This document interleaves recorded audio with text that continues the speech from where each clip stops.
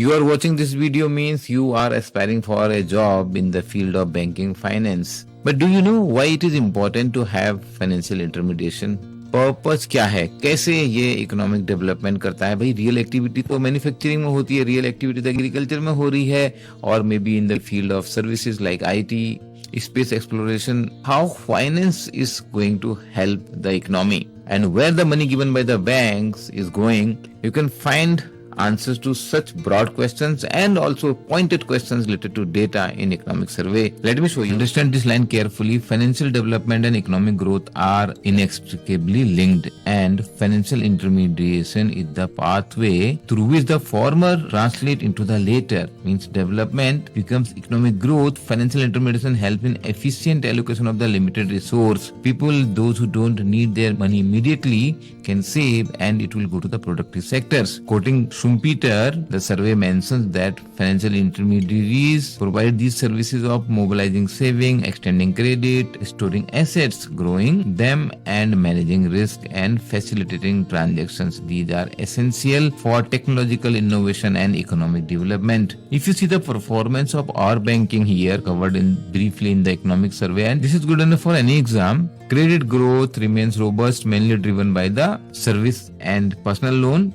Double-digit growth in credit dispersal by scheduled commercial bank. The bank credit is 168 lakh crore. The present number, latest one I remember, is 190 lakh crore, and the growth of closer to 20%. The interesting part is this sectorial credit growth, because the money is not going just to corporate. See, 7.4 crore operative Kisan credit card account, the money going to the rural sector, agriculture sector. Agriculture credit has increased 1.5 times from 13 lakh crore to 20 lakh crore. Industrial growth is very normal, 8.5%. The credit to the industries. MSME sector is always to be talked about and important for the exam perspective, because this provides employment to large number of people. Here, this schemes like emergency credit link guarantee scheme is very helpful. Introduction to trade receivable discounting system. In this, the trade receivables are made available on the digital platform that can be discounted by banks or NBFCs. They have access to this digital platform,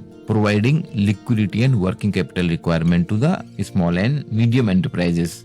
Definition of MSME changed, you know this, and the registration of MSME on Udayam portal. In addition to that, there is a revamp of the credit guarantee scheme for MSME. This scheme revamped with an infusion of 9,000 crore. If you compare, this chart will give you the overall picture. So orange one, read right hand side or read the number. It is 9.4% growth in the credit to industry. But if you see that way, highest growth is in the personal loan, 28.7, followed by services 23.2, and then agriculture 21.6. Therefore, this banking system is helping, providing resource, allocating resource to the sectors of the economy where we need more growth. And in this kind of credit allocation to different sectors, policy made by RBI are helpful. By different risk allocation, by different targets like priority sector, and also by moral suasion, RBI is able to persuade the flow of money, flow of credit to the different segment important for the economy. If you feel this video is useful to you, please like it, subscribe to the channel, and remember, we are here to make your job preparation 50% faster.